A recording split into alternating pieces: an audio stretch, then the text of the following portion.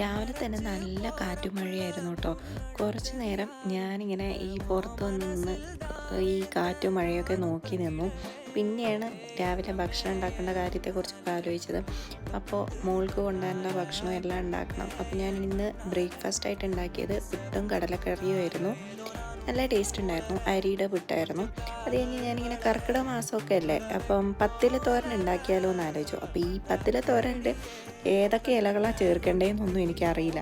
അപ്പോൾ ഇവിടെ കുറേ ഇലകളുണ്ട്, കുറേ ചെടികളെ ഇലകളും കാര്യങ്ങളൊക്കെ ഉണ്ട്. അപ്പം ഈ ഒരു ചീര, പിന്നെ പാലക്ക് ഉണ്ടായിരുന്നു, പിന്നെ മത്തൻ്റെ ഇലയുണ്ടായിരുന്നു, പിന്നെ നമ്മൾ പറഞ്ഞ ഈ മണത്തക്കാളിയുടെ ഇല, അങ്ങനെ കുറേ ഇലകളുണ്ടായിരുന്നു.